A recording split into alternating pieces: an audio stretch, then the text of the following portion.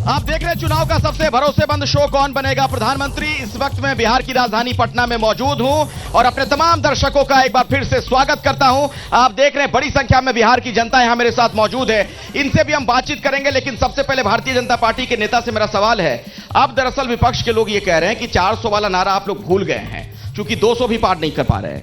मैं बहुत जल्दी कम शब्दों में अपनी कुछ बातें कहूंगी। सबसे पहले सारिका जी की बात को जो उन्होंने कहा था उसको खत्म करूंगी। आरजेडी की नेता थी जो बहुत वो अपनी बदतमीजी से अपनी प्रकृति प्रवृत्ति का और अपनी जो आरजेडी है उसकी प्रकृति प्रवृत्ति और चिंतन का परिचय देती हैं, ठीक है ना। और जिस तरह से उन्होंने बार बार मणिपुर की बात करती हैं वो भूल जाती हैं, और जो है खड़े हुए उनके पक्ष में ताली बजा रहे हैं कि एक दलित आईएएस की पत्नी का सालों तक बलात्कार और शोषण होता है, उसकी माँ का होता है, भतीजी का होता है, नौकरानी का होता है। इस देश की सबसे सशक्त ताकत जो होती है आईएएस, वो एक बेचारा और लाचार रहता है। जिनके समय में शिल्पी गौतम कांड होता है वो महिलाओं के सम्मान की बात करते हैं। एक विषय। दूसरा विषय में मैं आना चाहती हूँ, कितना मतलब किस स्तर तक जहर भर दिया। अभी मैं एक भाई को सुन रही थी, मंदिर, काश उन लोगों ने इन लोगों को बताया होता कि इंडोनेशिया जो इस विश्व का सबसे बड़ा मुस्लिम बाहुल देश है, वहां भी रामचरितमानस को जिया जाता है। यह अकेला विश्व का देश है जहां बहुसंख्यक को अपने इष्ट की पूजा करने के लिए घुटनों पे आना पड़ता है। और वो बात करेंगे जो चारा भी खा जाते हो जानवरों का। और आखिरी बात कहना चाहती हूँ इनके साथ जो समर्थक अपने भाइयों से, कि वो कम से कम इतना ही कर देते, इतना जाति की राजनीति करते हैं ना लालू जी, और उनके लोग उस पप्पू यादव को हराने के लिए पूरी ताकत ना लगाते, उसे यादव के बेटे को बख्शते। जाति की राजनीति। और दूसरी बात, एक सवाल इसमें मैं जोड़ दे रहा हूं। बीच चुनाव में लालू जी ने जब धार्मिक आधार पर मुस्लिमों के लिए आरक्षण की बात कह दी थी। देखिए, हमारी बहन जो बीजेपी की प्रवक्ता है बड़ी पीड़ित लग रही हैं, बड़ी व्यथित है हमारी बातों से, क्योंकि मैं मोदी जी की सच को बोलती हूँ। मैं बात करती हूँ मुद्दा बनाम जुमला, क्योंकि ये मोदी जी तो जुमले के सहारे 10 साल से केंद्र में रहे। मैडम से मैं पूछ तो रही हूँ ना कि क्यों नहीं आंसू आपके आए, आपके मुंह से आवाज क्यों नहीं आया जब मणिपुर की बहनों को नंगा घुमाया गया?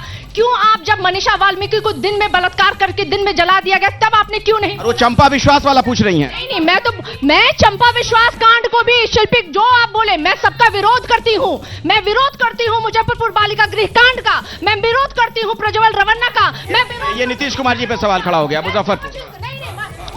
अच्छा, मिल गया आपको मौका। अब जरा शांत रहिए, इनको शांत कराइए। बोलिए सारिका जी, जरा बोलने दीजिए इनको भी। मसला है कि ये चिल्लाते रहे, उसे कोई फर्क नहीं पड़ता है। सारिका जी बारी से इनको बोलने दीजिए। बुलवा लीजिए, नहीं इनसे बुलवा लीजिए, इनको बोलने दीजिए। अरे इनके चिल्ला लेने से हो जाएगा, ऐसे लोगों के चिल्ला लेने से हो जाएगा, कभी नहीं होगा। आइए हम अखिलेश जी, आपने कहा कि 22,000 किलोमीटर की यात्रा आपने की। 22,000 किलोमीटर घूमने के बाद अखिलेश जी आपने जनता का मन मिजाज नब्ज टटोल लिया होगा, और आज यहां के लोग गवाही देते हैं आपको। एक बार अपने जयघोष से, बनेगी ना सरकार? अरे मोदी जी की सरकार बनेगी ना?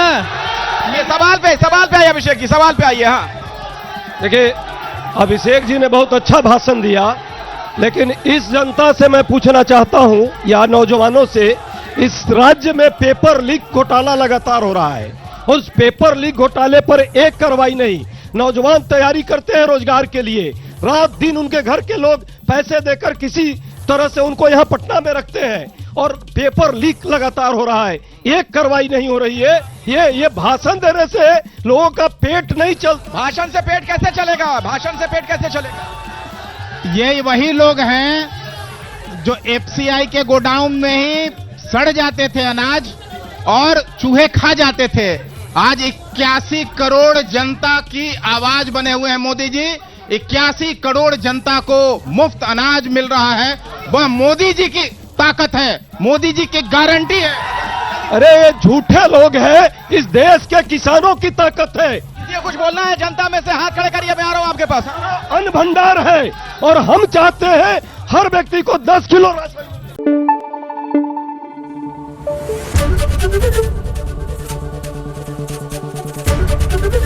एबीपी न्यूज आपको रखे आगे।